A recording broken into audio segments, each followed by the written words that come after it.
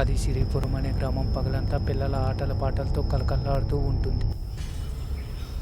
కానీ రాత్రి సమయంలో నిమానుష్యంగా ఉండి ఎలాంటి శబ్దం లేకుండా గ్రామం అంతా చీకటి కమ్మేస్తుంది. దీనికి కారణం ఊరి చివరి పొలంలో ఒక అమ్మాయి ఆత్మహత్య చేసుకుంటుంది. రాత్రి అయితే వింత వింత శబ్దాలు అవుతూ గ్రామంలో ఆ అమ్మాయి ఆత్మ తిరుగుతూ ఉంటుంది.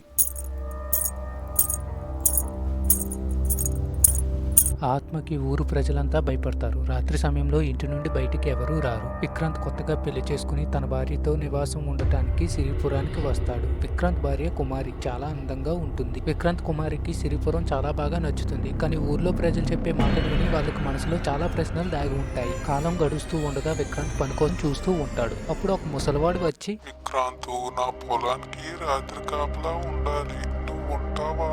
విక్రాంత్ మనసు ఆలోచనలతో నిండిపోతుంది. రాత్రి సమయంలో ఎవరూ బయటికి రారు. ఆ సమయంలో నేను వస్తే ఆత్మ ఏదైనా చేస్తుందోమో అని భయపడుతూనే చాలా రోజుల నుంచి ఖాళీగా ఉండటం వల్ల సరే అని ఆ పనికి ఒప్పుకుంటాడు. రాత్రి కాపలా గురించి తెలుసుకున్న కుమారి బాధపడి భయపడుతుంది. ఆ పొలం కోసం ఊర్లో ఉన్న వారిని విచారణ చేస్తుంది. ఊర్లో ఉన్న ప్రజలందరూ ఆ పొలంలో ఉన్న చెట్టుకే ఆ అమ్మాయి ఉరి వేసుకుని చనిపోయిందని చెప్తారు. ఊరు ప్రజల మాటలు విన్న కుమారి ఇంటికి వచ్చి విక్రాంత్కి ఆ పొలంలో జరిగిన సంఘటనల గురించి చెప్తుంది. కుమారి మాటలకు విక్రాంత్ ఈ ఊర్లో పని దొరకడం చాలా కష్టమని, ఆ పొలంలో ఏదైనా సమస్య ఉంటే వేరే పని చూసుకోవచ్చని వెళ్ళాలని నిర్ణయించుకుంటాడు. కానీ కుమారికి వెళ్ళడం అస్సలు ఇష్టం ఉండదు. ఆ రోజు రాత్రి అవుతుంది. ఊరంతా చిమ్మ చీకటి కమ్మేస్తుంది. విక్రాంత్ తన భార్యకి చెప్పి పొలానికి బయలుదేరుతాడు. దారంతా చిమ్మ చీకటిగా ఉంటుంది. అయినా సరే భయపడకుండా మెల్లగా ముందుకు నడుస్తూ ఉంటాడు. విక్రాంత్ తన కాపలా కాయాల్సిన పొలాన్ని చేరుకుంటాడు. పొలం పక్కన చిన్న మంచం వేసుకుని దాని మీద కూర్చొని చూస్తూ ఉంటాడు. వాతావరణం మొత్తం భయంకరంగా మారిపోతుంది. విక్రాంత్ని వెనక్కి నుండి ఎవరో పిలిచినట్టు అనిపిస్తుంది. విక్రాంత్ వెనక్కి తిరిగి చూడగానే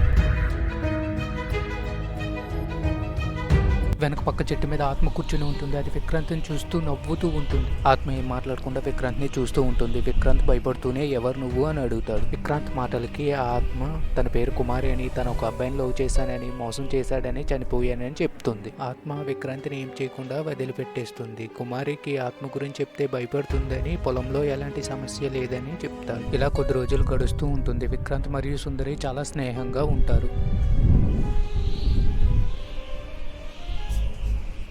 ఒకరోజు సుందరి తనని పెళ్లి చేసుకోమని అడుగుతుంది. విక్రాంత్ పెళ్ళయిందని చెప్తే తనని చంపేస్తుందని భయంతో మౌనంగా ఉండిపోతాడు.